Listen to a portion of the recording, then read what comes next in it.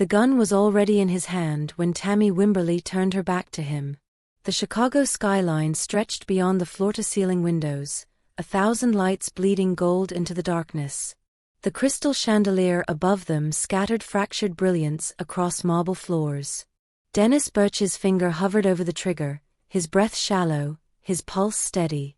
He had been sent to kill her. He just didn't expect to start questioning why. She stood there in deep wine silk that clung to her like a second skin, her dark hair catching the warm light as she gazed out at the empire she'd built from blood and calculated risk. One shot. Clean. Professional. The Kessler family would pay handsomely. His handlers had promised him that much. But Tammy Wimberly didn't move like prey. And for the first time in Dennis's career, hesitation felt like survival. Tammy Wimberly did not believe in love. She believed in leverage.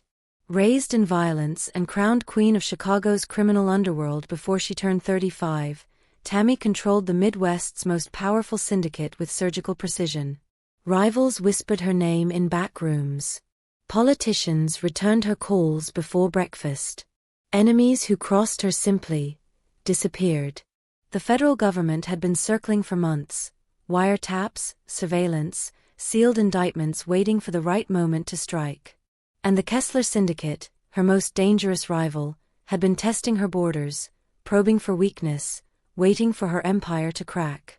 So Tammy did what she always did when threats multiplied: she eliminated variables. A strategic marriage. An alliance forged not in romance but in necessity. Someone respectable enough to deflect suspicion. Someone controllable enough not to challenge her authority. Someone disposable enough to walk away from when the heat died down. Dennis Birch arrived through carefully vetted political channels, calm, refined, unreadable. He didn't flinch at her reputation. Didn't bow and scrape like the others. Didn't try to charm or impress her with hollow compliments. That alone made him dangerous. But Tammy saw only what she needed to see: a useful husband. A piece on her chessboard. Another transaction in a life built on transactions. What she didn't see was the encrypted phone buried in his luggage. The kill order coded in military brevity. The countdown that had already begun. If you're listening right now, help me prove something wrong. My mother and my friends said I wouldn't reach 1,000 subscribers, but I believe stories like this deserve to be heard. Help me show them that these tales matter. Please subscribe to Julia's Romance Library and let's keep breathing life into stories that were never meant to stay silent. Standing in that penthouse bathed in golden light, with Chicago's glittering skyline bearing witness, Tammy had no idea that the man who just placed his hand on her waist, the man who'd kissed her temple with practiced tenderness, had been sent to put a bullet in her spine. The wedding was in 3 days. The assassination was scheduled for the 4th night. And neither of them knew that the real target wasn't just Tammy Wimberly. It was everyone she'd sworn to protect. The conference room on the 40th floor smelled of expensive leather and quiet power. Tammy Wimberly sat at the head of the table, her posture immaculate, her wine-red blazer sharp enough to draw blood. 8 men surrounded her, lieutenants, enforcers, moneymen, each one capable of unspeakable violence, each one watching her with the careful attention of predators who understood the hierarchy. She didn't raise her voice. She never needed to. The shipment clears the port on Thursday, Tammy said, her fingers steepled beneath her chin. Victor, you'll handle the routing through Gary. I want 3 alternate routes mapped by Tuesday. If the feds are watching the usual channels, I want us ghosts before they realize we've moved. Victor Castellano, a broad-shouldered man with silver threading through his dark hair, nodded once. Understood. Marcus. Tammy's gaze shifted to her financial architect, a thin man with wire-rimmed glasses who looked more accountant than criminal. The shell companies in Delaware need restructuring. The IRS audit on Meridian Holdings is too close. Burn it. Redirect the assets through the Cayman accounts and rebuild under a different umbrella. Already in motion, Marcus replied, his pen moving across a legal pad in precise strokes. This was how Tammy Wimberly ruled.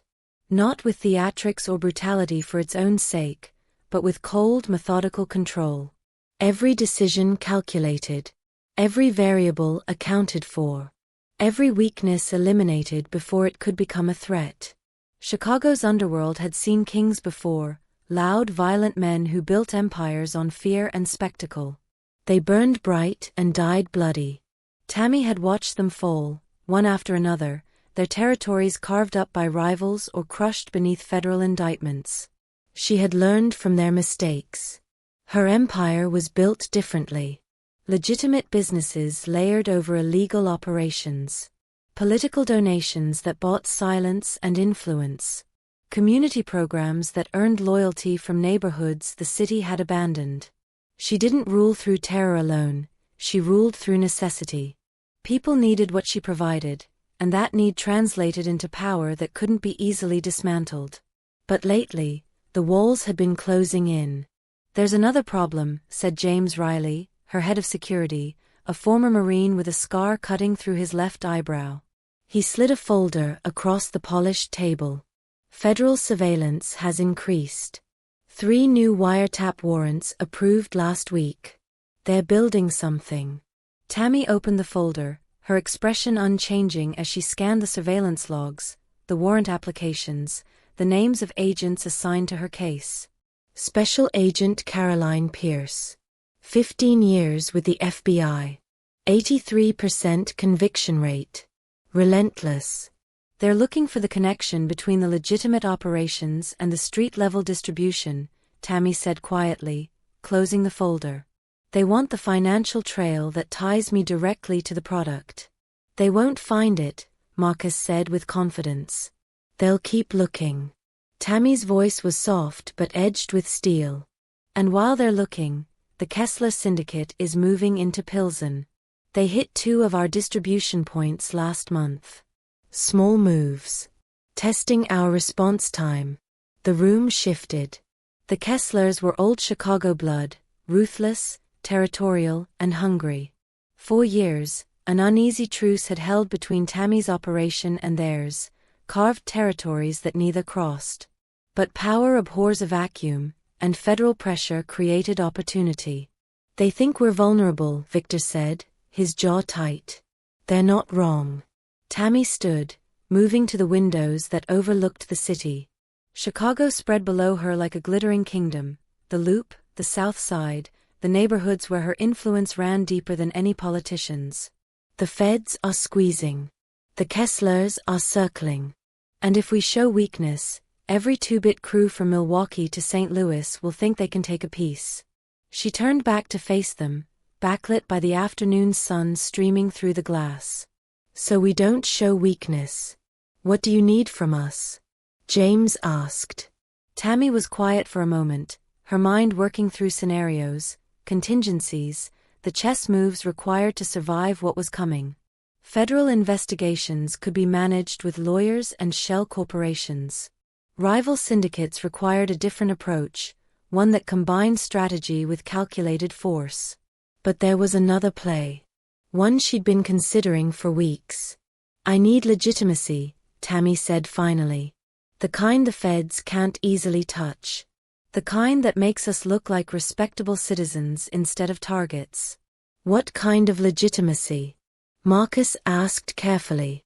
Tammy's smile was thin, calculated.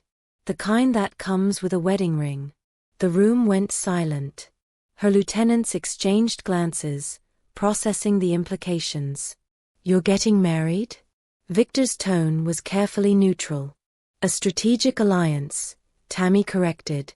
"Someone with political connections. Someone who can provide cover while we restructure and push back against the Kesslers. Someone who looks good in photographs and doesn't ask too many questions." James leaned back in his chair. "You have someone in mind?" "I do." Tammy returned to her seat, her decision already made. "His name is Dennis Birch. Lawyer. Connected to the state senate through family ties. Clean record. Perfect optics." She didn't tell them that she'd never met him. She didn't tell them that the introduction had been arranged through intermediaries, political fixers who traded favors like currency. She didn't tell them that she was about to marry a complete stranger. Because in Tammy Wimberley's world, marriage wasn't about trust or emotion. It was just another transaction. And she always got what she paid for. The restaurant was deliberately chosen, neutral territory, upscale enough to signal importance, public enough to prevent theatrics. Tammy arrived 15 minutes early, as she always did, claiming the corner table that offered clear sight lines to both entrances and the kitchen. Her security detail positioned themselves throughout the establishment, invisible to casual observers but instantly recognizable to anyone who understood Power's architecture. She ordered sparkling water and waited. Dennis Birch arrived exactly on time. Not early, not late. Punctuality as a statement of control. Tammy watched him move through the restaurant, tall, lean, dressed in a charcoal suit that spoke of old money rather than new flash. His dark hair was precisely styled, his movements economical. He didn't scan the room like someone nervous or out of place. He simply walked to her table as if he'd been there 100 times before. Ms. Wimberley. He extended his hand. His grip was firm without being aggressive, brief without being dismissive. Mr. Birch. She gestured to the chair across from her. Thank you for coming. I appreciate the invitation. Dennis sat, his posture relaxed but attentive. He didn't lean back like someone trying to appear casual, nor did he lean forward like someone desperate to impress. He simply existed in the space with unsettling comfort. The waiter appeared. Dennis ordered bourbon, neat. Tammy noted the choice, not wine, which would signal sophistication for its own sake, not beer, which would be too casual. Bourbon was deliberate. American. Straightforward. I assume you've been briefed on the general situation, Tammy said once they were alone again. I understand you're looking for a strategic partnership. Dennis's voice was measured, his Chicago accent polished but not erased. Marriage for purposes of political cover and social legitimacy. No emotional entanglement. Clear boundaries. Mutual benefit. That's accurate. Tammy studied him, searching for the tells she'd learned to read in a lifetime of dangerous negotiations. Micro-expressions. Tension in the shoulders. Eyes that darted away. She found nothing. You don't seem concerned about who I am or what I do. Should I be? Most people are. Most people mistake notoriety for relevance. Dennis lifted his bourbon when it arrived, took a measured sip. You run a business empire. Some of it exists in gray legal territory. That's the nature of significant enterprise in a city like Chicago. It doesn't particularly concern me. Tammy felt something shift in her chest, not attraction exactly, but recognition. This man wasn't performing ignorance or bravado. He was simply stating facts without judgment or fear. You're remarkably calm for someone sitting across from Chicago's most wanted, she said, allowing the slightest edge into her voice. You're not going to hurt me in a Michelin-starred restaurant on a Tuesday evening. Dennis met her gaze directly. And even if you were inclined toward violence, which I doubt you are without strategic reason, you wouldn't have invited me here to make that decision. You need something from me. That gives me at least temporary value. A smile touched Tammy's lips despite herself. You've done your homework. I always do. He set down his glass. You need someone with political connections who can provide legitimacy without challenging your authority. Someone who understands discretion. Someone who won't become a liability or a loose end. And you believe you're that person? I know I am. There was no arrogance in his tone, just certainty. My family has connections to the state senate. My practice handles corporate law for several Fortune 500 companies. I have no criminal record, no scandals, no debt, and no addiction problems. I'm photogenic enough for society pages, but not memorable enough to draw sustained attention. I'm exactly what you need. Tammy leaned back slightly, reassessing. Men usually approached her in one of two ways, terrified or posturing. Dennis Birch was neither. He was treating this like a business negotiation, which it was, but most men couldn't separate their ego from the transaction. "What do you get out of this arrangement?" she asked. "Financial security, political connections that will benefit my practice, and immunity from certain social pressures." He paused, choosing his words carefully. "I'm 37. My family expects marriage. This satisfies that expectation without the complications of emotional investment." "You don't want love?" "I don't want complications." Dennis's expression remained neutral. "Love is the ultimate complication." Something in his phrasing made Tammy pause, but she couldn't quite place why. Instead, she continued with the practical details. "The arrangement would require you to move into my penthouse. Public appearances together. Joint attendance at charity functions and political events. You maintain your law practice but coordinate your schedule with mine." "Understood. You don't ask questions about my business. You don't involve yourself in operations. You provide legitimacy and plausible deniability. That's the extent of your role. And if federal investigators come asking? You're a lawyer. You understand attorney-client privilege and spousal immunity." Tammy's voice hardened slightly. "You know enough to be useful. Not enough to be dangerous. To you or to myself?" "Both." Dennis considered this, his fingers drumming once against the table, the first nervous gesture Tammy had witnessed. Then he nodded. "I can work with those terms. I assume there's a prenuptial agreement?" "Comprehensive. You'll receive a monthly allowance, access to certain properties and accounts, and a substantial settlement if the arrangement terminates after 2 years. You'll sign NDAs regarding everything you observe or learn during the marriage." "Standard." Dennis lifted his bourbon again. "When were you thinking?" 3 weeks. Small ceremony. Immediate press coverage to establish the narrative before federal pressure intensifies. Efficient." They sat in silence for a moment, two strangers negotiating the architecture of a false marriage with the clinical precision of corporate merger attorneys. Tammy had expected this meeting to be perfunctory, a formality before moving forward with arrangements her people had already vetted. But something about Dennis Birch unsettled her in ways she couldn't quite articulate. He was too comfortable, too unafraid, too willing to step into the orbit of someone who destroyed people for strategic advantage. Either he was remarkably confident in his own survival instincts, or he was hiding something. She decided it didn't matter. He would serve his purpose. "One more thing," Dennis said as they prepared to leave. "I assume infidelity is off the table? Discretion is required.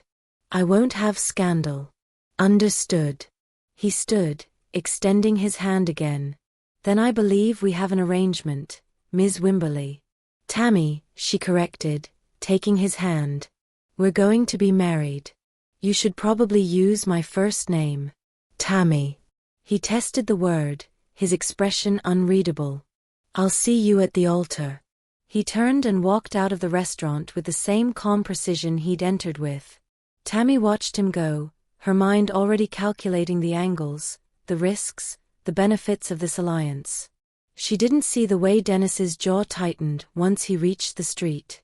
She didn't see him pull out a secondary phone from his inner pocket.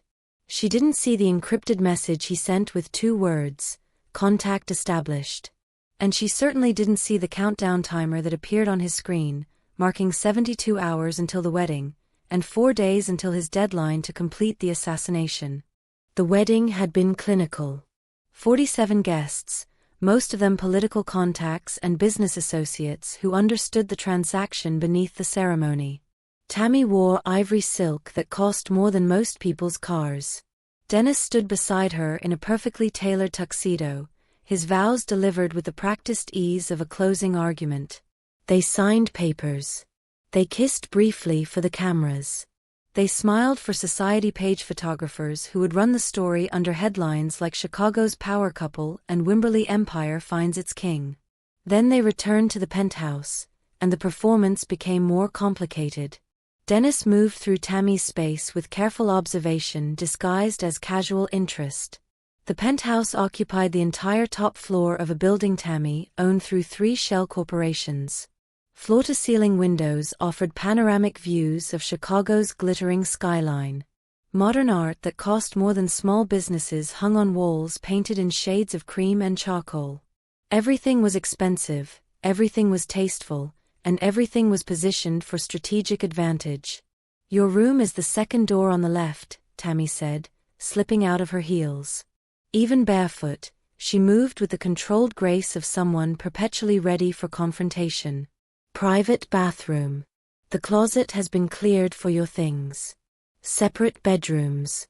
Dennis set down his overnight bag. "I assumed as much. This isn't that kind of marriage." "I didn't think it was." He loosened his tie, his eyes taking in the security cameras positioned at every corner, the reinforced door, the panic button disguised as a light switch near the entrance.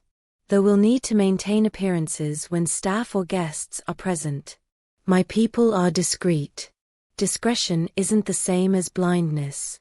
Dennis walked to the windows, studying the city below. "If we're going to sell this publicly, we need to sell it privately first. Consistency matters." Tammy watched him, something tightening in her chest. He was right, of course. Any performance required rehearsal. But the thought of manufactured intimacy with a stranger, even controlled, strategic intimacy, felt like vulnerability she couldn't afford. "What do you suggest?" she asked. "We learn each other's patterns. How you take your coffee. What time you wake up.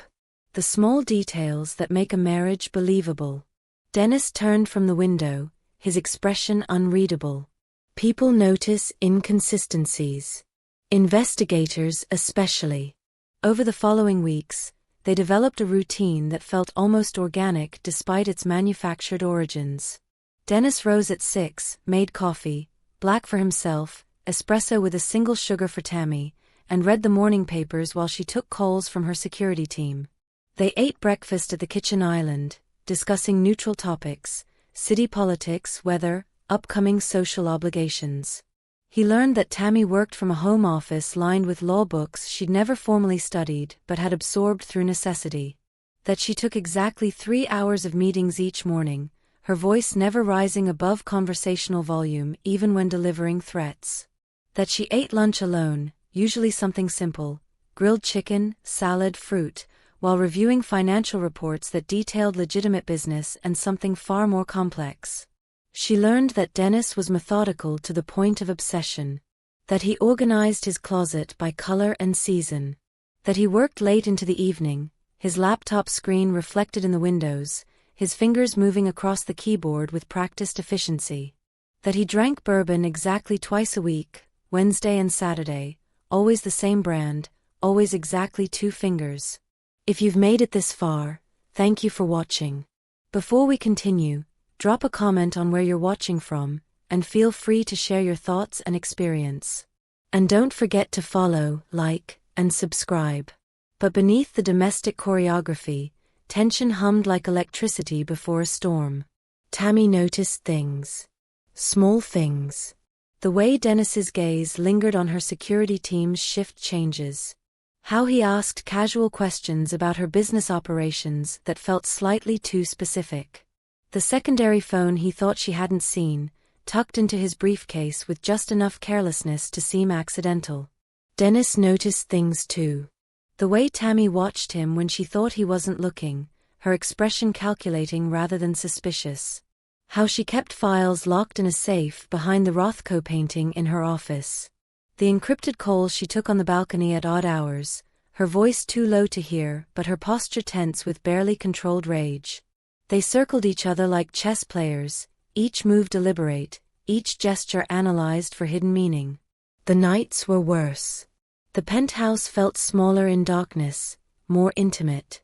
Sometimes Tammy couldn't sleep and would find Dennis already awake, standing at the windows with bourbon in hand, staring at the city like he was searching for something he'd lost. Sometimes Dennis would hear her moving through the apartment at 3 in the morning, her footsteps quiet but present, a ghost haunting her own empire. One evening, 3 weeks into the marriage, they attended a charity gala at the Art Institute. Tammy wore deep burgundy that made her look like expensive wine and old blood. Dennis wore black, his hand resting lightly on her lower back as they navigated the crowd of Chicago's elite, politicians, philanthropists, criminals in designer clothing. "Smile," Tammy murmured as cameras flashed. "You look like you're attending a funeral." "I'm concentrating." "On what?" "Not making mistakes." His fingers pressed slightly more firmly against her spine, a gesture that could have been possessive or protective or both. "These people are watching us. These people are always watching." But Tammy leaned into him slightly, playing the role of devoted newlywed. "That's the point." They danced because it was expected. Dennis's hand settled at her waist with careful precision, maintaining exactly the right amount of distance, close enough to appear intimate, far enough to remain professional. Tammy's fingers rested on his shoulder, and she was suddenly aware of how solid he felt, how steady. "You're good at this," she said quietly. "At what?" "The performance. Most people crack under sustained observation. You don't even flinch." "I've had practice." Dennis guided her through a turn, his movements confident. "We're not so different, Tammy. We both understand that survival requires performance." Something in his words felt like a warning, but before Tammy could respond, Senator Morrison appeared with his wife, forcing pleasantries and political small talk that lasted 20 minutes. Later, in the car ride home, they sat in silence. The city streamed past in blurred lights and shadow. Dennis stared out his window. Tammy stared at Dennis. "Do you ever wonder," she asked suddenly, "what it would be like if this were real?" Dennis turned to face her, his expression unreadable in the dim interior. "Real how?" "If we'd met differently. If the circumstances were different. If we were just—" She stopped herself, surprised by the vulnerability in her own voice. "Two normal people?" Dennis finished. Something flickered across his face, regret, maybe, or guilt. "I think we stopped being normal people a long time ago. Both of us. Maybe." They didn't speak again until they reached the penthouse. Inside, they moved through their practiced evening routine, separate spaces, separate lives, the architecture of a marriage that existed only in public view. But that night, Dennis stood at his bedroom door for a long moment, staring down the hallway toward where Tammy's light still glowed beneath her door. His hand moved to the phone in his pocket, the encrypted one, and he felt the weight of the message waiting there. The reminder of his mission. The countdown that never stopped. 72 hours until the deadline. 72 hours until he was supposed to kill the woman who just asked him what their lives might have looked like if things were different. He deleted the message without reading it and closed his door with the quiet click of a prison cell locking from the inside. 6 weeks earlier, Dennis Birch had been a different man. Or perhaps he'd been the same man wearing a different mask. The meeting took place in a warehouse on the south side, the kind of location that appeared on no official maps and existed in the gray space between legitimate commerce and organized crime. Dennis had driven himself, following encrypted GPS coordinates that updated every 30 seconds to prevent tracking. He parked 3 blocks away and walked the rest, his breath misting in the October cold. 2 men met him at a side entrance. They didn't speak, didn't search him, simply gestured for him to follow. The warehouse interior smelled of rust and old concrete. Abandoned machinery cast skeletal shadows across the floor. They led him through a maze of corridors to a freight elevator that descended into darkness. The basement level had been converted into something else entirely. Clean white walls. Expensive furniture. A conference table that belonged in a corporate boardroom, not beneath a derelict warehouse. This was where the Kessler Syndicate conducted business that required absolute privacy. Marcus Kessler sat at the head of the table, flanked by 2 advisors Dennis recognized from surveillance photos but had never met. Marcus was 53, silver-haired, dressed in a suit that cost more than Dennis's monthly rent. He looked like a banker or a senator, which in many ways he was. The Kessler family had been running Chicago's underworld longer than Tammy Wimberly had been alive, building an empire on heroin distribution, political corruption, and strategic violence. Mr. Birch. Marcus gestured to a chair. Thank you for coming. Dennis sat, keeping his expression neutral. He'd been recruited 3 months ago through intermediaries who understood his financial vulnerabilities: law school debt, a failed marriage, a gambling problem he'd mostly conquered but never quite escaped. The Kesslers had offered money and protection. In exchange, they wanted access to someone who didn't exist in their usual networks. I assume you've been following the news about Tammy Wimberly, Marcus continued, pouring whiskey into 2 glasses with practiced ease. The federal investigation. The pressure she's under. I've read the reports. She's looking for an exit strategy. A way to legitimize her operations while maintaining control. Marcus slid 1 glass across the table. She's arranged a marriage. Political cover. Someone respectable, someone connected, someone she can control. Dennis picked up the whiskey but didn't drink. And you want me to be that someone? We've already ensured you'll be recommended through appropriate channels. Political contacts. Legal networks. By the time she conducts her vetting, your background will be impeccable. Marcus leaned back, his fingers steepled beneath his chin. You'll court her, marry her, gain her trust. And then? And then you'll kill her. The words hung in the air like smoke. Dennis had expected this, had known from the moment of recruitment that the Kesslers weren't paying him to provide legal advice. But hearing it stated so plainly, so clinically, made it real in a way that theory never could. Why not just have her shot? Dennis asked. You have people for that. Because we don't want just her death. Marcus's expression hardened. We want her empire fractured. We want her lieutenants fighting over succession. We want chaos that we can exploit. A husband killing his wife, that's intimate. That's betrayal. That destroys organizations from the inside. One of the advisors, a thin man with wire-rimmed glasses, slid a folder across the table. Intelligence on Wimberly's operations. Security protocols. Known associates. Vulnerable points in her daily routine. Dennis opened the folder, scanning pages of surveillance reports, financial records, photographs taken from long-range cameras. Tammy Wimberly stared back at him from a dozen angles, leaving court appearances, entering her penthouse, meeting with lieutenants in expensive restaurants. In every image, she looked composed, untouchable, dangerous. She's careful, Dennis observed. She's paranoid, Marcus corrected. But paranoia creates blind spots. She'll never suspect a husband. Especially one she chose herself, one she believes she controls. Timeline? The wedding should occur within 6 weeks. We need this completed before federal indictments drop. Once she's arrested, she becomes useless to us, protected by lawyers and public scrutiny. Marcus finished his whiskey. You'll have 1 week after the wedding to complete the assignment.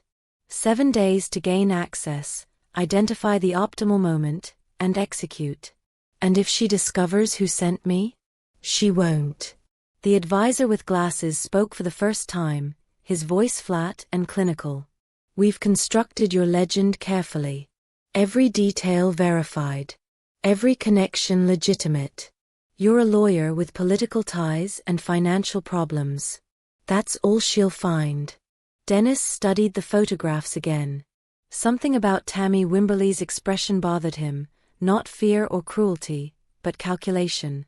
She looked like someone who'd learned to survive by being smarter, faster, more ruthless than everyone around her. What about after? Dennis asked. After it's done? You'll be protected. New identity if necessary. Enough money to disappear anywhere in the world. Marcus stood, signaling the meeting's end. But understand something, Mr. Birch. Once you accept this assignment, there's no walking away. The Kessler family doesn't tolerate failure or betrayal. You complete the mission, or you become a liability we eliminate. The threat was delivered without emotion, a simple statement of organizational policy. Dennis closed the folder. His hands were steady, his voice calm. I understand. Good. Marcus extended his hand. Then welcome to the family business. They shook hands like corporate executives finalizing a merger. Then the same silent men led Dennis back through the warehouse labyrinth, back to the freight elevator, back to the cold October night where his car waited 3 blocks away. Dennis sat in the driver's seat for 10 minutes before starting the engine, staring at his reflection in the rear-view mirror. He looked the same as he had that morning, same face, same eyes, same carefully groomed appearance. But something fundamental had shifted. He'd crossed a line that couldn't be uncrossed. He'd agreed to murder someone he'd never met. He drove home through empty streets, the folder of intelligence tucked into his briefcase like poison wrapped in leather. At a red light, he pulled out his phone and stared at the encrypted messaging app the Kesslers had installed. One message waited, sent from an anonymous number. Countdown begins when marriage occurs. 7 days. No extensions. No excuses. Dennis deleted the message and pulled forward when the light changed green. Somewhere across the city, Tammy Wimberly was building an empire, making decisions that affected thousands of lives, unaware that a stranger had just been paid to destroy her. He wondered if she'd see it coming. He wondered if he'd actually be able to pull the trigger when the moment arrived. He wondered if the Kesslers had accounted for the possibility that their weapon might develop a conscience. But mostly, Dennis Birch drove through the darkness and tried not to think about the woman in the photographs, the one he was supposed to marry, supposed to betray, supposed to kill before the week was out. The woman who, in just 6 weeks, would stand beside him in ivory silk and speak vows that meant nothing while sealing a fate neither of them could escape. Dennis had expected a monster.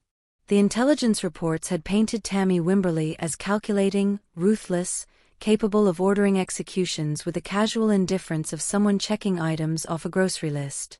What he found instead was something far more complicated. It started on a Thursday afternoon, 3 weeks into the marriage. Dennis was working in the home office when raised voices pulled his attention from contract negotiations. He found Tammy in the living room with Victor Castellano, her chief lieutenant, and a young woman who couldn't have been more than 19, thin, hollow-eyed, with bruises yellowing on her arms. She stole from a distribution point, Victor was saying, his voice hard. 40,000 in product. Street value closer to 200. The rules are clear. The rules exist for a reason. Tammy's voice was quiet, controlled. She stood by the windows, backlit by afternoon sun. But context matters. Context? Victor's jaw tightened. She's a thief. She compromised security. She knew the consequences. She's a 19-year-old girl whose younger brother has leukemia. Tammy turned from the window, her expression unreadable. The family has no insurance. No savings. The hospital bills are destroying them. That's not our problem. Isn't it? Tammy moved closer to the girl, who flinched instinctively. What's your name? Michaela. The word barely escaped her lips. Michaela, look at me. Tammy's voice softened slightly, not kind exactly, but less sharp. Did you steal the product? The girl nodded, tears streaming down her face. My brother, he needs treatment. They were going to discharge him. I didn't know what else to do. So you risked your life. Tammy glanced at Victor. How much has she sold? Maybe 10,000 street value. The rest is still in her apartment. Tammy was quiet for a long moment, her mind clearly working through calculations Dennis couldn't follow. Then she turned to her lieutenant. Recover the remaining product. Michaela will work off the debt, 2 years, administrative support, nothing involving direct distribution. She'll receive legitimate salary, enough to cover her brother's treatment. Tammy's gaze hardened. But if she steals again, or if she compromises security in any way, the consequences will be what they should have been today. Understood? Michaela collapsed, sobbing with relief. Victor looked like he wanted to argue but knew better than to challenge Tammy's decision in front of witnesses. After they left, Dennis found himself still standing in the doorway. Tammy poured herself water, her hands perfectly steady. "You were watching," she said without turning. "I heard voices. And now you're wondering if I'm going soft." Tammy faced him, her expression challenging. "If I'm making strategic mistakes out of sentimentality." "Actually," Dennis said carefully, "I was wondering how often you do that." "Do what?" "Find alternatives to violence." Tammy set down her glass. "Violence is a tool. Like any tool, it's only effective when applied with precision. Killing Michaela would have sent a message about theft, but it would have also signaled that context doesn't matter, that loyalty means nothing, that working for me is a death sentence waiting to happen. That kind of fear breeds desperation, and desperate people make stupid choices. So this was strategic. Everything is strategic." But something in her voice suggested it wasn't quite that simple. Over the following days, Dennis began noticing patterns he'd missed in his initial surveillance. The community center in Pilsen that Tammy funded anonymously, providing after-school programs and job training. The families of incarcerated crew members who received envelopes of cash each month, enough to cover rent and groceries. The scholarship program for kids from neighborhoods Tammy controlled, sending dozens to college every year. He watched her take a call from a lieutenant reporting that a rival crew had been moving product near an elementary school. Tammy's response was immediate and cold: "Eliminate them. I don't care about territorial disputes, but we don't operate near schools. Ever. Make it clear. Violence when necessary. Mercy when strategic." And beneath both, a code that Dennis hadn't expected. A sense that Tammy Wimberley's empire wasn't built solely on fear, but on a twisted form of protection. If you've made it this far, thank you for watching. Before we continue, drop a comment on where you're watching from, and feel free to share your thoughts and experience. And don't forget to follow, like, and subscribe.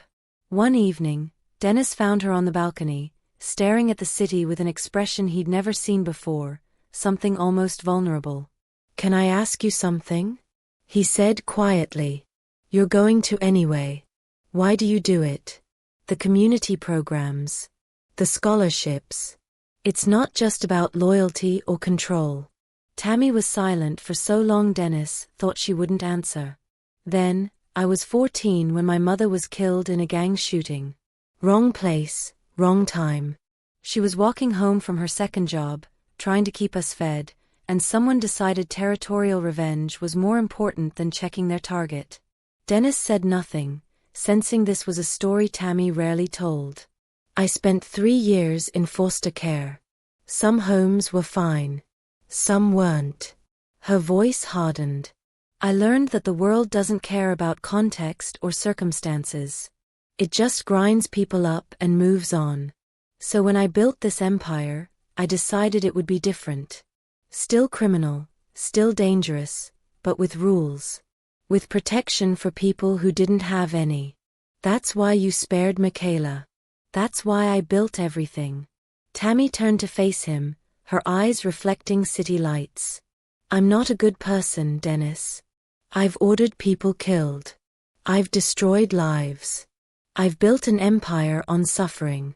But I try, in the limited ways available to me, to be better than the people who killed my mother and didn't think twice about it." Dennis felt something crack in his chest, a fissure in the certainty he'd been clinging to since accepting the Kessler contract. He'd been hired to kill a monster, but the woman standing before him was something far more complicated, someone who'd been broken by violence and responded by trying to control it, shape it, make it serve something resembling justice. "Why are you telling me this?" he asked. "Because you asked. And because," Tammy paused, choosing her words carefully, "because I think you understand what it's like to make impossible choices. I see it in the way you watch everything. Like you're trying to solve a problem with no good solution." She was closer to the truth than she knew. Dennis wanted to tell her everything in that moment: the Kessler contract, the countdown running in his encrypted phone, the gun he'd hidden in his bedroom closet. He wanted to warn her that she'd married a weapon aimed at her heart. Instead, he said, "We all make compromises to survive. Some compromises cost more than others." Tammy moved toward the door, then stopped. "Thank you for not judging me. Most people either worship me or want me dead. It's rare to find someone who sees the complexity." After she left, Dennis stood on the balcony for an hour, staring at the city and trying to reconcile the woman he'd just spoken with and the target he'd been ordered to eliminate. His phone vibrated. An encrypted message from the Kesslers, "For days remaining. Status report required." Dennis deleted the message and wondered how much it would cost him, financially, morally, existentially, to fail the mission he'd been paid to complete. He wondered if Tammy Wimberly would forgive him when she discovered the truth. He wondered if he'd forgive himself if he actually went through with it. But mostly, Dennis Birch stood in the golden Chicago evening and realized that somewhere between the wedding and this moment, the monster he'd been hired to kill had become a person he was starting to understand. And that made everything infinitely more complicated. Dennis wanted to tell her everything in that moment: the Kessler contract, the countdown running in his encrypted phone, the gun he'd hidden in his bedroom closet. He wanted to warn her that she'd married a weapon aimed at her heart. Instead, he said, "We all make compromises to survive. Some compromises cost more than others." Tammy moved toward the door, then stopped. "Thank you for not judging me. Most people either worship me or want me dead. It's rare to find someone who sees the complexity." After she left, Dennis stood on the balcony for an hour, staring at the city and trying to reconcile the woman he'd just spoken with and the target he'd been ordered to eliminate. His phone vibrated. An encrypted message from the Kesslers, "For days remaining. Status report required." Dennis deleted the message and wondered how much it would cost him, financially, morally, existentially, to fail the mission he'd been paid to complete. He wondered if Tammy Wimberly would forgive him when she discovered the truth. He wondered if he'd forgive himself if he actually went through with it. But mostly, Dennis Birch stood in the golden Chicago evening and realized that somewhere between the wedding and this moment, the monster he'd been hired to kill had become a person he was starting to understand. And that made everything infinitely more complicated. The only question was whether she was ready to kill the man she'd started to trust. The man who'd listened to her story about her mother and hadn't looked away. The man who'd seen the complexity in her empire and hadn't judged. The man who was supposed to put a bullet in her spine before the week was out. Tammy finished the bourbon in one swallow and made a decision. She would play this game to its conclusion. She would discover what Dennis Birch was truly capable of. And if he tried to kill her, she would make sure the Kessler family understood exactly what happened when they underestimated Tammy Wimberly. When Dennis returned that evening, Tammy was in the kitchen preparing dinner, something she rarely did, but which would seem domestic, disarming. "You're home early," he said, surprise evident in his voice. "Meetings ran short." She smiled, the same smile she used with politicians and prosecutors. "I thought we could have dinner together. Just the two of us." She saw it then, the flash of something in his eyes. Guilt, maybe. Or fear. "That sounds nice," Dennis said, and set down his briefcase with its hidden phone and countdown timer and encrypted messages from men who'd paid him to destroy her. And Tammy Wimberly smiled wider and wondered which of them would survive what was coming. Dennis had 48 hours left when he found the documents. He'd stopped pretending to himself that he could complete the mission. The gun remained hidden in his closet, untouched since he'd arrived. The encrypted messages from the Kesslers had become increasingly threatening, but Dennis had stopped responding 3 days ago. He was a dead man either way, killed by his handlers for failing, or killed by Tammy when she inevitably discovered the truth. But he could at least try to understand what he'd been part of. The opportunity came on a Tuesday evening. Tammy had left for an emergency meeting with her lieutenants, something about a shipment intercepted at the port. She'd be gone for hours. Dennis had watched her security detail leave with her, the penthouse suddenly quiet in a way that felt almost ominous. He went to her office. The safe behind the Rothko painting required a 6-digit code. Dennis had watched Tammy open it twice, memorizing the sequence of numbers from the angle of her shoulders, the rhythm of her movements. 629173. Her mother's birthday, he'd later realized, from an obituary he'd found during his research. The safe opened with a soft click. Inside were files, thick manila folders organized with the meticulous precision that characterized everything about Tammy Wimberly. Financial records. Blackmail material on various politicians. Photographs of rival syndicate members. And buried beneath everything else, a folder labeled Kessler, Contingency. Dennis pulled it out with hands that had started to shake. The first document was an organizational chart of the Kessler Syndicate, names, positions, connections. But it was the second document that made Dennis's blood go cold. A target list. 47 names, organized by priority. Each name had an address, a photograph, a brief description of their role in Chicago's criminal ecosystem. But these weren't Kessler operatives or rival gang members. They were families, community leaders, business owners in neighborhoods Tammy controlled, people under her protection. Dennis's hands trembled as he read through the list. Maria Santos runs community center in Pilsen, 3 children, husband works at the steel plant. David Chun owns grocery store on the south side, provides jobs to ex-convicts trying to rebuild their lives. Father Michael O'Brien, priest at St. Adalbert's, organizes food banks and addiction recovery programs. Innocent people. Civilians who had nothing to do with the underworld beyond living in territories Tammy claimed. A handwritten note was paperclipped to the front, Kessler contingency plan if primary target eliminated. Mass casualties to trigger gang war and federal crackdown. Estimated timeline, 72 hours post-assassination. Dennis read it 3 times, each time hoping he'd misunderstood. He hadn't been hired just to kill Tammy Wimberly. He'd been hired to trigger a massacre. The Kessler's plan crystallized with terrible clarity. Assassinate Tammy. While her organization scrambled to fill the power vacuum, systematically eliminate 47 people under her protection.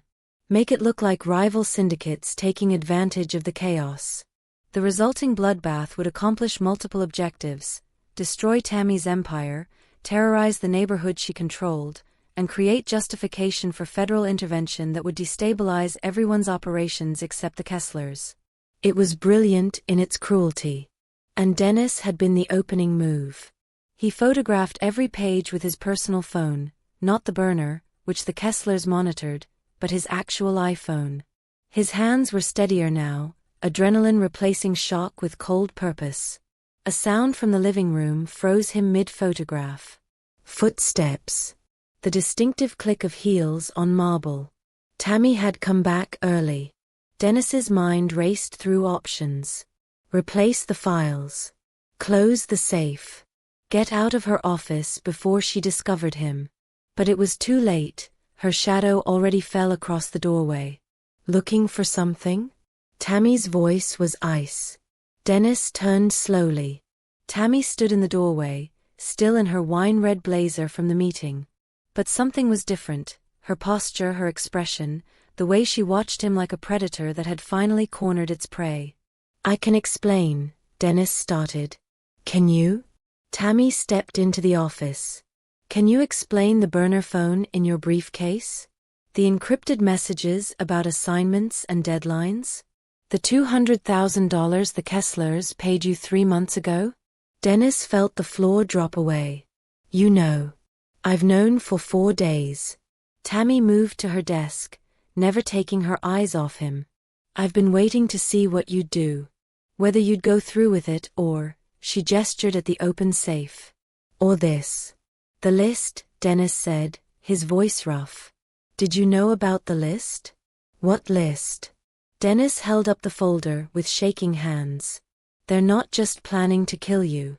They're planning to kill everyone under your protection. 47 people. Families, community leaders, innocent civilians. They're using your assassination to trigger a massacre. Tammy's expression shifted, surprise, then something darker. She crossed to him in 3 strides and snatched the folder, her eyes scanning the pages Dennis had been photographing. He watched her face as she read, saw the moment comprehension became rage. Maria Santos, Tammy whispered. She helped me when I was in foster care. Gave me food when I had nothing. Her finger traced down the list. Father O'Brien married my mother and father. David Chin gave me my first legitimate job when I was trying to go straight. Her voice cracked slightly. They're targeting everyone I've ever tried to protect. If you've made it this far, thank you for watching. Before we continue, drop a comment on where you're watching from, and feel free to share your thoughts and experience. And don't forget to follow, like, and subscribe. I wasn't supposed to know, Dennis said quietly. I was just supposed to kill you and disappear. They never told me about the rest. Tammy looked up at him, her eyes blazing. But you found out. And instead of running, instead of completing your mission and collecting your money, you're standing in my office photographing evidence. Because I'm not, Dennis stopped, trying to find words for something he barely understood himself. I'm not who I thought I was. Or maybe I am, and that's why I can't do this. Can't kill me? Or can't let innocent people die? Both. They stood facing each other across 3 feet of expensive carpet, the folder of names between them like evidence at a murder trial that hadn't happened yet. I need to know something, Tammy said, her voice dangerously soft. When you agreed to this, when you took their money and married me and moved into my home, did you know it would end this way? Did you know you'd develop a conscience? No. Dennis's answer was immediate, honest. I thought you'd be the monster they said you were. I thought killing you would be justice, or at least, uncomplicated. And now? Now I think the Kesslers are worse than any story they told about you. And I think, Dennis met her gaze directly. I think if we don't stop them, 47 people are going to die because I was stupid enough to believe I was killing a villain. Tammy was quiet for a long moment, her brilliant mind clearly working through scenarios, probabilities, risks. How much time do we have? She asked finally. 48 hours until my deadline. After that, they'll assume I've failed and move to contingency. The massacre. Yes. Tammy closed the folder and returned it to the safe with hands that didn't shake. When she turned back to Dennis, her expression was unreadable. You understand that by telling me this, you've signed your own death warrant. The Kesslers will kill you for betraying them. I know. And you understand that I could kill you right now. That every survival instinct I have is screaming at me to put a bullet in you and be done with it. I know that too. Then give me one reason why I shouldn't. Dennis held her gaze. Because you need someone on the inside. Someone the Kesslers trust. And because, he paused, choosing his next words carefully. Because I think you know I'm telling you the truth. About the list. About everything. Truth. Tammy laughed, but there was no humor in it. From a man who's been lying since the moment we met. Yes. The honesty of it seemed to catch her off guard. They stood in silence, the weight of betrayal and possibility hanging between them. Finally, Tammy spoke. We have 48 hours to dismantle a plot that's been months in the making. That means we work together, or we both die. And after? Dennis asked. After we stop them? Tammy's smile was cold and sharp as broken glass. After, we see if there's any way you survive what you've done. It wasn't forgiveness. But it was a chance. And in that moment, standing in Tammy Wimberly's office with a list of condemned innocents between them, Dennis Birch decided it was enough. The gun was already in Tammy's hand when Dennis turned around. They'd moved to the living room, neutral territory, away from the office that suddenly felt contaminated by betrayal. The Chicago skyline blazed gold behind the floor-to-ceiling windows, the same view that had witnessed the beginning of Dennis's mission. Now it would witness either his execution or his redemption. Sit. Tammy's voice was flat, emotionless. The gun, a Glock 19, compact and efficient, remained pointed at Dennis's chest with the steady grip of someone who'd held weapons before.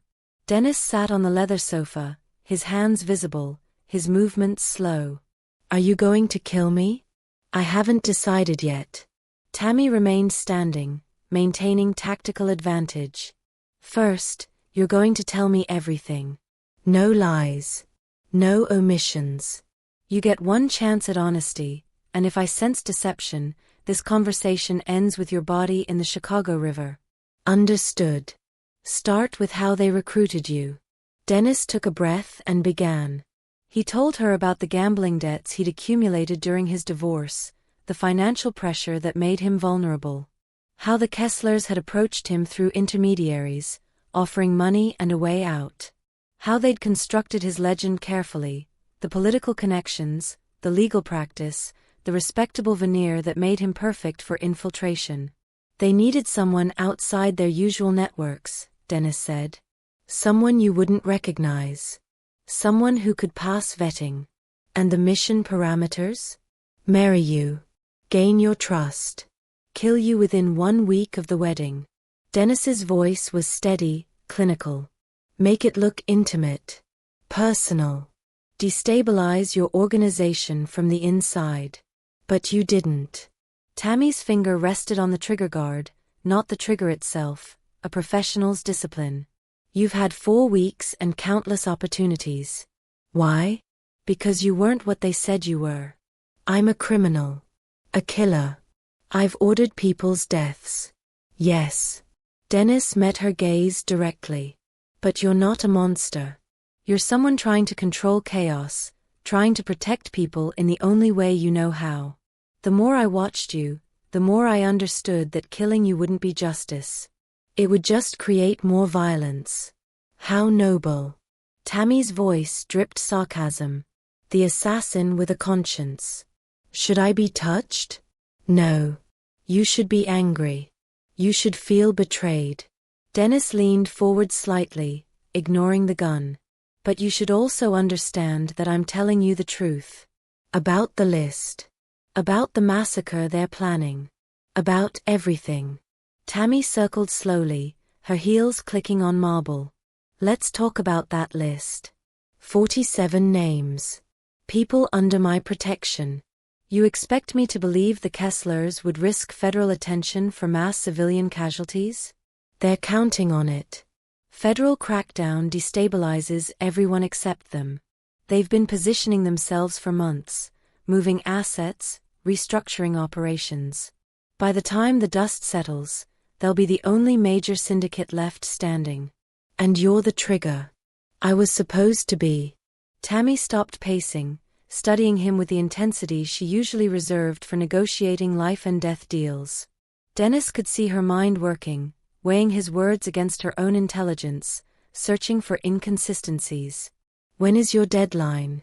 She asked. Tomorrow night. 11:59 p.m. If I don't send confirmation of mission completion, they activate contingency. The massacre. Yes. And if you do send confirmation? If you fake my death? They'll verify. They'll want proof. Photographs. Access to the body. They're not amateurs, Tammy. They'll know if it's staged. Tammy lowered the gun slightly, not holstering it, but acknowledging that Dennis wasn't an immediate threat. Then we have less than 36 hours to dismantle a plot that's been months in the making. Which is why I need you to make a decision. Dennis stood slowly, hands still visible. Either kill me now and try to stop them yourself, or trust me enough to use me as a weapon against them. Trust. Tammy laughed, bitter and sharp. You want me to trust the man who was paid to murder me? No. I want you to use the man who has access to their communication channels, their security protocols, their operational plans. I want you to use the fact that they still think I'm their weapon. Until you betray me again. I won't. You already did. Dennis closed the distance between them, ignoring the gun now aimed at his sternum. Then shoot me. Put a bullet in my chest and be done with it. But know that if you do, you're losing your best chance to save 47 innocent people and destroy the Kesslers permanently. They stood inches apart, close enough that Tammy could see the exhaustion in Dennis's eyes, the weight of choices that had brought him to this moment. Close enough that Dennis could see the calculation in Tammy's expression, not emotion, not forgiveness, but cold strategic assessment. "If I let you live," Tammy said quietly, "it's not because I forgive you. It's not because I trust you. It's because you're useful. I know. And when this is over, if we survive, we're done. The marriage ends. You disappear. And if I ever see you again, I will kill you. No hesitation. No mercy. Understood?" Tammy holstered the gun with a fluid motion. "Then here's what's going to happen. You're going to contact your handlers and tell them you need 48 more hours. Complications. Unexpected security. Whatever story keeps them from activating contingency. They won't like delays. I don't care what they like. Buy us time. And then? Then we use what you know about their operation to identify everyone involved in the massacre plan. Hit teams. Logistics. Command structure. We take them all out simultaneously, fast, clean, permanent." Dennis nodded slowly. "That's a significant military operation. I've planned bigger." Tammy moved to the windows, staring out at the city she'd fought so hard to control. "The Kesslers think they're playing chess while I'm playing checkers. They're about to learn they've been playing a different game entirely. What do you need from me?" "Everything. Access codes. Meeting locations. Names of everyone on their payroll. I want their operation exposed down to the bone. That's a death sentence. For both of us. We were already dead the moment they planned this." Tammy turned back to face him, her expression hard as Chicago steel. "The only question is whether we die on our knees or standing." Dennis pulled out his encrypted phone, the burner the Kesslers had given him, and placed it on the coffee table between them. "Then let's make sure they die first." Tammy looked at the phone, then at Dennis, then back at the skyline that had witnessed the beginning and might witness the end of this impossible alliance. "For the record," she said quietly, "I still might kill you when this is over." "For the record," Dennis replied, "I probably deserve it." Something flickered across Tammy's face, not forgiveness, but perhaps understanding. They were both people who'd made impossible choices, who'd built lives on compromises and violence and the desperate hope that the ends justified the means. "We have 35 hours, Tammy said. "Let's get to work." And in that penthouse bathed in golden Chicago light, a Mafia boss and the assassin sent to kill her began planning how to save 47 innocent lives and burn the Kessler empire to the ground. The marriage had started as a lie. But the war they were about to wage would be devastatingly real. The photograph was perfect in its brutality. Tammy's body lay sprawled across the penthouse floor, blood pooling beneath her head in a crimson halo that caught the afternoon light. Her wine-red dress, the same one she'd worn to their first dinner, was torn at the shoulder, suggesting struggle.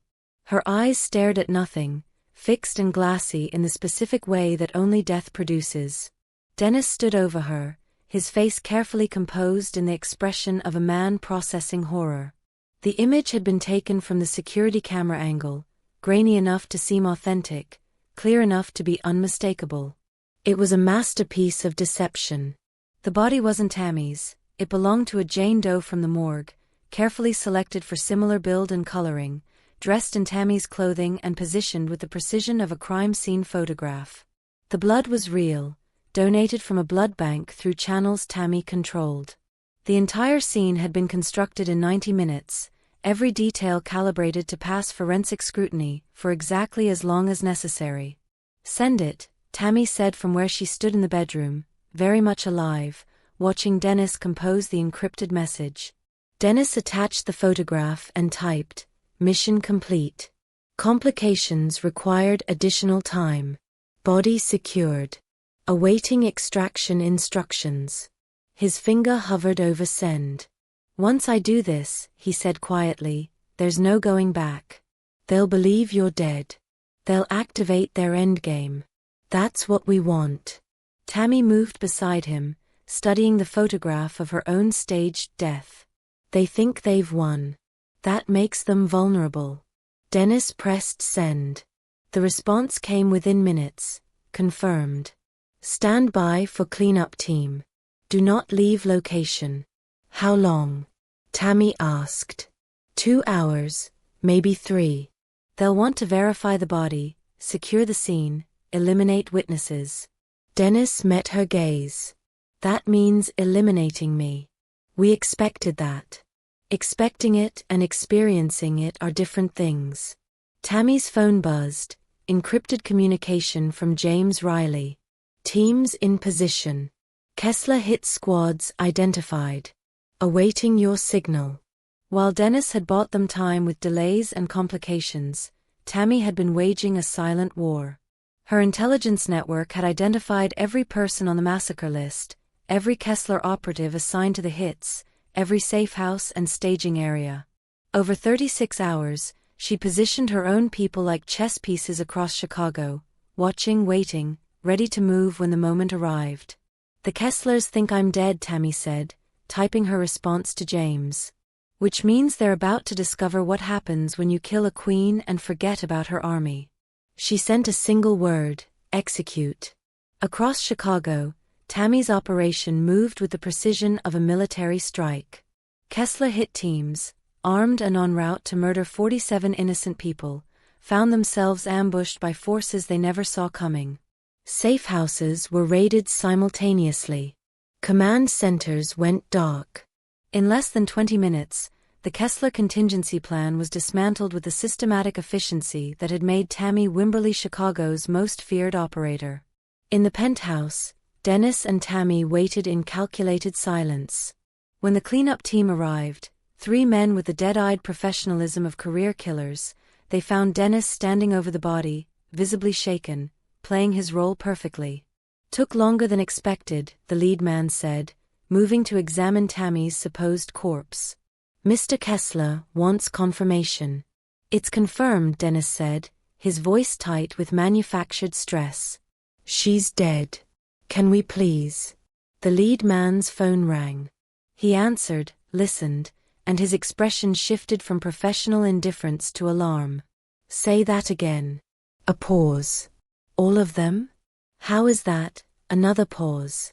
Understood. He ended the call and looked at Dennis with new eyes, eyes that had just realized they were standing in a trap. She's alive, he said flatly. Who's alive?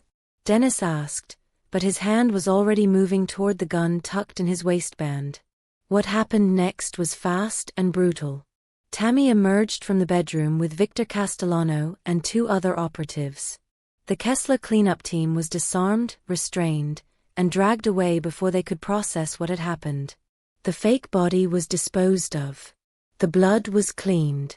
Within an hour, the penthouse looked exactly as it had before, no evidence that Tammy Wimberly had ever died, even temporarily. If you've made it this far, thank you for watching.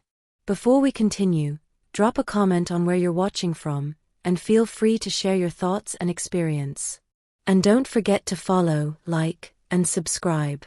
Marcus Kessler is requesting emergency meeting, James reported via encrypted call. He wants to know what happened to his contingency plan. Tell him I'd be happy to discuss it. Tammy's smile was cold as winter. In person. Tomorrow morning. His choice of location. The meeting happened in neutral territory, a warehouse neither family controlled, surrounded by enough firepower that any betrayal would be mutual destruction. Marcus Kessler arrived looking older than his years, the weight of catastrophic failure evident in his posture. You should be dead, he said without preamble. I was. Tammy sat across from him, Dennis standing behind her left shoulder, a reversal of that first moment when this had all begun. For about 6 hours. Then I got better. My entire operation is destroyed. Yes. 47 hit teams neutralized. Your command structure dismantled. Your contingency plan exposed to federal authorities through anonymous tips that will keep prosecutors busy for years. Tammy leaned forward. You made a mistake, Marcus. You assumed killing me would create chaos. Instead, it united every person I've ever protected against the family that tried to slaughter them. Marcus's gaze shifted to Dennis. You betrayed us. I stopped being your weapon. Dennis's voice was steady. There's a difference. We had a deal. You had a massacre planned. Dennis moved to stand beside Tammy rather than behind her, a subtle shift that Marcus noted with bitter understanding. I just chose a different side. The negotiation that followed was brutal and efficient. The Kessler Syndicate would retreat from Chicago entirely, ceding territory and operations to Tammy's control. In exchange, Tammy wouldn't release certain evidence that would guarantee federal life sentences for Marcus and his remaining leadership. It was mercy of a sort, the kind that came with a leash attached. One more thing, Tammy said as Marcus prepared to leave. If I ever discover you've returned to Chicago, if I ever hear about plans against me or mine, I won't bother with negotiations. I'll just kill you. Cleanly. Efficiently. The way you tried to kill 47 innocent people. Marcus looked at her with something approaching respect. You've won, Ms. Wimberly. Enjoy your empire. I intend to. After he left, Tammy and Dennis stood in the empty warehouse, surrounded by the architecture of negotiated peace and barely avoided war. What happens now? Dennis asked. Now we figure out if there's anything left worth salvaging. They returned to the penthouse as evening painted Chicago in shades of gold and shadow. The city stretched below them, vast and complicated and dangerous, the same view that had witnessed betrayal and alliance and the strange alchemy that had transformed both. Tammy stood at the windows, studying the skyline she'd fought so hard to control. Dennis stood beside her, not behind her, not in front of her, but beside her. Equals in a way they'd never been before. I meant what I said, Tammy said quietly. About ending the marriage. About you disappearing. I know. But I'm also pragmatic. You have skills. Connections. And you've proven you're capable of choosing the difficult right over the easy wrong. Dennis turned to face her. What are you saying? I'm saying that if you want to stay, not as a husband, but as someone I can trust, there might be a place for you. In my organization. In my life. She paused, choosing words carefully. Not built on deception this time. Built on something real. You want me to work for you? I want you to work with me. There's a difference. Dennis was quiet for a long moment, processing the offer and everything it represented. Partnership instead of performance. Truth instead of strategy. The possibility that two people who'd started as enemies might become something else entirely. No more guns? He asked. I can't promise that. This life comes with violence. No more lies? That, Tammy said, I can promise. She extended her hand, not a romantic gesture, but a business one. A deal sealed with honesty instead of manipulation. Dennis took it. They stood there as Chicago's lights began to glow against the gathering darkness, two people who'd survived betrayal and war and the complicated mathematics of mercy. The marriage that had started as strategy had become something neither could quite name, not love, not yet, maybe never. But respect. Understanding. The recognition that sometimes the people who see you most clearly are the ones who are supposed to destroy you. For what it's worth, Dennis said, I'm sorry. For all of it. For what it's worth, Tammy replied, I believe you. It wasn't forgiveness. But it was a beginning. And in that penthouse bathed in golden Chicago evening, with the skyline bearing witness to their impossible survival, Tammy Wimberly and Dennis Birch stood side by side, no longer enemies, not quite allies, but something more complicated and far more dangerous. Neither of them was holding a gun. Both of them were finally free.